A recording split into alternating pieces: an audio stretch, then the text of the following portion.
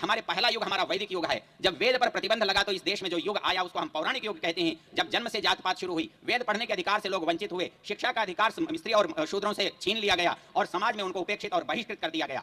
ऐसी परिस्थिति में वो दूसरा युग पौराणिक युग था। उस पौराणिक युग को चलाने के लिए जरूरी थी वेद की सहायता, लेकिन वेद पढ़ने पर प्रतिबंध था, तो उस वेद की सहायता से चले कैसे? तो स्वीकार यह किया गया कि जो ब्राह्मण कहता है वो वेद है, जो ब्राह्मण बताता है वो वेद है, जो ब्राह्मण करता है वो वेद है। और ब्राह्मण ने अपनी बात को वैदिक सिद्ध करने के लिए ग्रंथों में मिलावट की, ग्रंथ नए लिखे, वेद के स्थान पर उनको पढ़ाना शुरू किया। इस तरह से पुराणों का जन्म होता है, तंत्रों का जन्म होता है, दूसरे संप्रदायों का जन्म होता है, और उस समय भारत एक भारत विभाजन के रास्ते पर आगे बढ़ने लगता है। लेकिन आप याद रखिए, कभी भी बुद्धि का अभाव नहीं होता है। उस पौराणिक युग में जब कुछ लोगों ने यह समझा कि ये ब्राह्मण लोग गलत काम कर रहे हैं, वेद के नाम पर गलत कर रहे हैं, तो मैं भगवान बुद्ध की उस घटना की ओर आपका ध्यान आकर्षित करना चाहूंगा। जब भगवान बुद्ध ने यह कहा था कि भाई ये यज्ञों में हिंसा क्यों होती है, तो पंडितों ने कहा कि यज्ञ तो वेद के बताए हुए हैं, भाई ये वेद में हिंसा क्यों लिखी है? बोले ये ईश्वर का बताया हुआ है। तो भगवान बुद्ध को एक नारा देना पड़ा, मैं ऐसे वेद को नहीं मानता जिसमें हिंसा हो, मैं ऐसे वेद को नहीं मानता जिसमें हिंसा हो, मैं ऐसे यज्ञ को नहीं मानता जिसमें हिंसा हो।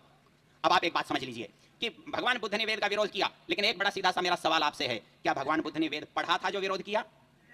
नहीं, भगवान बुद्ध को वेद पढ़ने ही नहीं दिया गया था, इसलिए उनका विरोध, वेद का विरोध कितना भी हो लेकिन मान्य नहीं होगा। भगवान महावीर का विरोध वेद का विरोध है, लेकिन बिना वेद पढ़े वेद का विरोध किया गया है। इसलिए चार्वाक और वाममार्ग जैसे संप्रदायों का जन्म हुआ, जिन्होंने ब्राह्मणों के ऊपर व्यंग लिखा, प्रशुश्चेन्निहत स्वर्गम ज्योतिष्ठो में गमिष्यति स्वपिता यजमानेन तत्र कस्मान् न हिंसते। अरे ब्राह्मणों, यदि हिंसा करके बकरे को स्वर्ग देना चाहते हो तो इस यज्ञ में तुम अपने पिता को स्वर्ग पहुंचाने की कोशिश क्यों नहीं करते?